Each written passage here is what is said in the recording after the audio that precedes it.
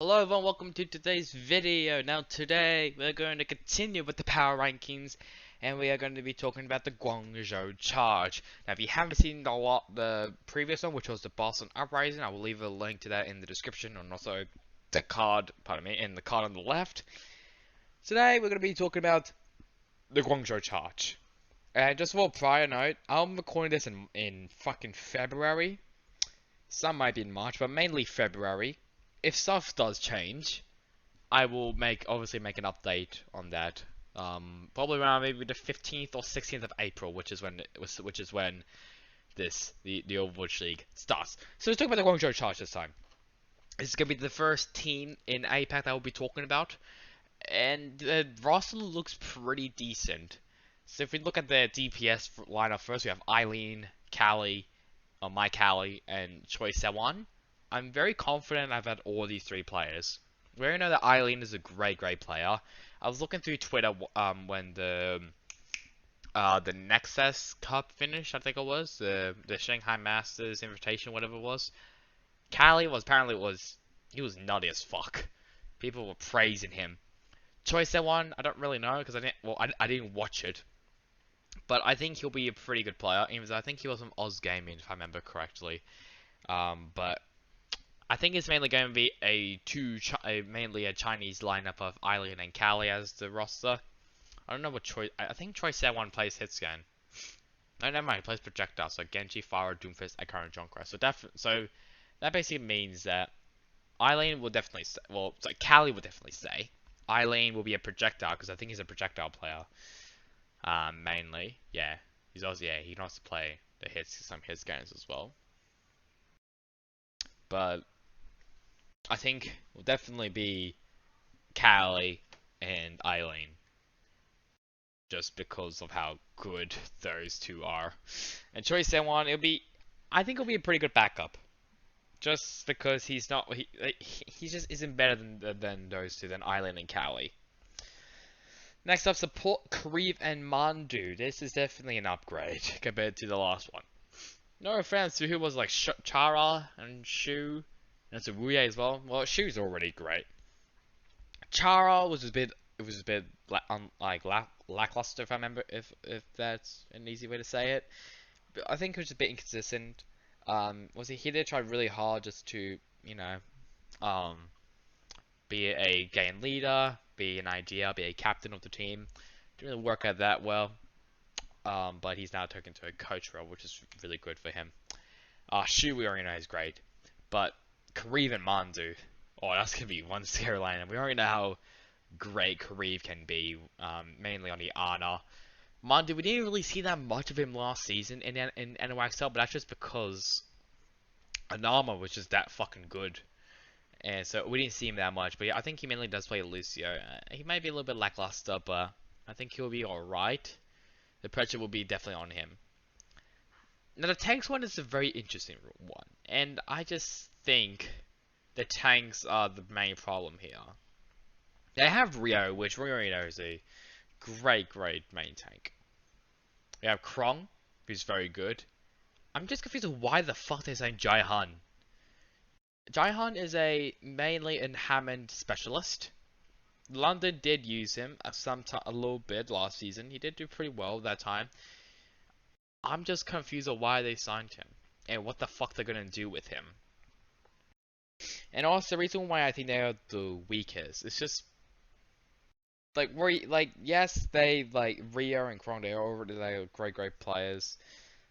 I just think this is probably gonna be the last time Rio gets played. For some reason in my brain, I just think that they probably replace him with Jaihan or get another main tank, replace him, and basically fucking bench his ass.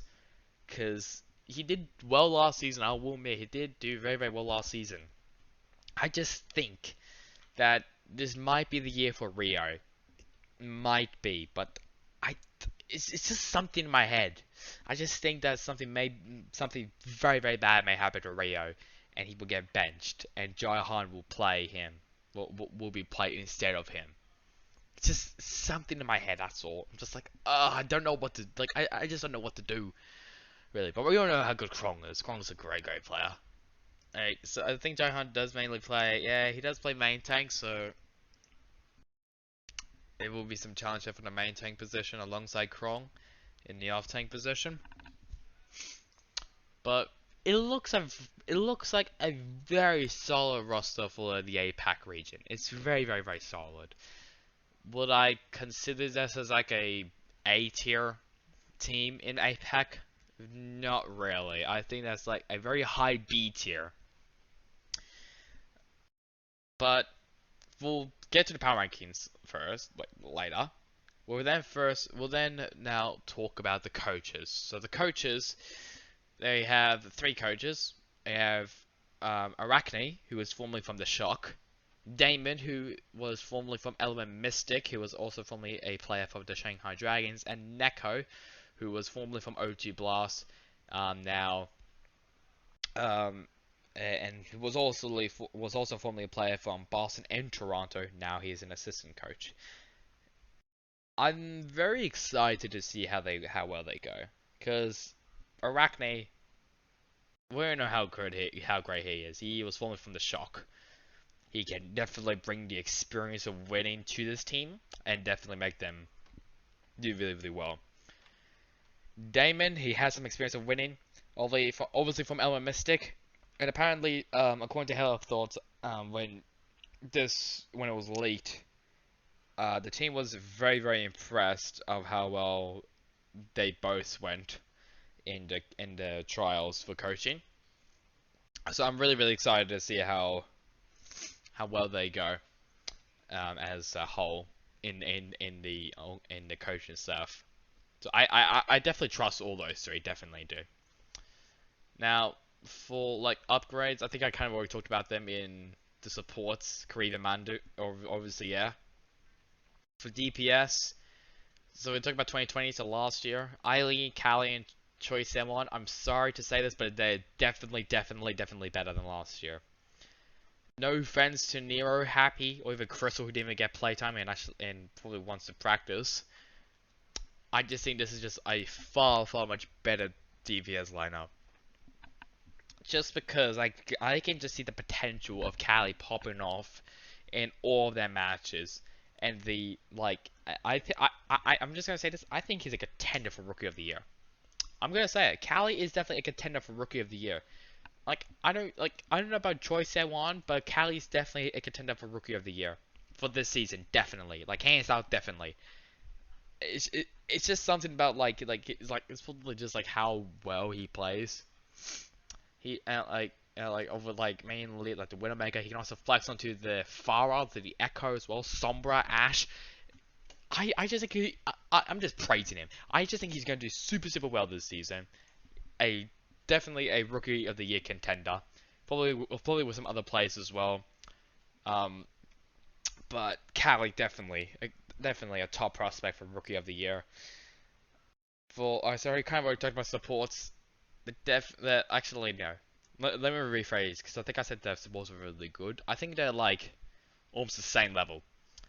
Because we have Shu, who is obviously a great flexible player. That's Kareev. And you have Shara, who I think has the potential, but I just think he was a bit inconsistent. I don't know about Mandu. I didn't even watch him play at all. It's maybe he maybe do really well, maybe with Arachne helping him, but I just don't know. And for the tanks, well, there weren't really any changes for the tanks other than adding Jaihan. They kept the core of Rio and Krong, which I think is really good. Obviously, I said that Rio's performance. I just think this may be Rio's last chance. Well, hang on, let me rephrase that. Because Rio did really well last season. I just think Rio's performance may dip because of just the amount of upcoming main tanks coming into the league. And with the meta constantly changing, I don't know what the fucking meta is. I think it's like Orisa Hammond? I don't fucking know. I haven't even been paying attention to the meta currently, but I just think this might be Rio's time for his performance to kind of dip. and be like, well, because I just think I think he was like an A tier main tank. Now I think he's a B tier. Like he probably be like a low A tier or high B tier main tank.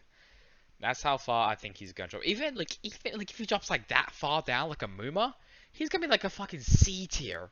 That's like just dropping right down into the bottom. Like just something about the amount of main tanks coming into the league and just the prospects of them coming in. Just something about it. It's just something bad's just gonna happen to him, and he may just struggle. Just it's gonna be painful. But yeah, and also like for the coaches stuff, we'll talk about them for a bit. For okay, left out here. It was Creed. I think it was Creed, Sungwoo, and Ty Dollar who only left, including Jin. I think that's about it. I don't know though. Yeah, I think that's just about it. So I, I think it may be exactly the same, but I think it may be a little bit better because we know how good Arachne can be. He was formerly from the Shock. Damon, he's had experience, including Neko. They both had experience of actually being players, so that definitely may help the charge.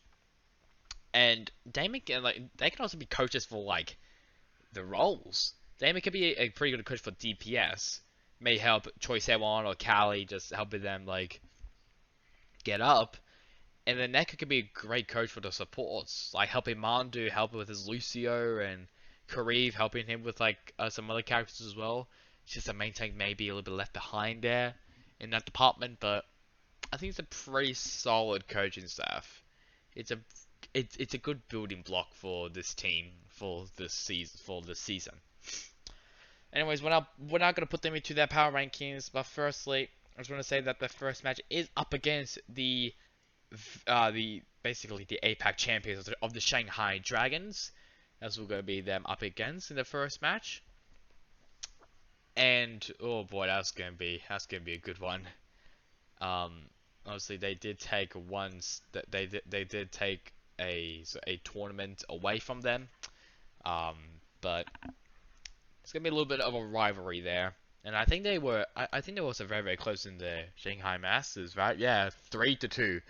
And that was just when people praising Cali, so it's gonna be that's gonna be a good match in um to start off the APAC region like that. So where does it place them into here into our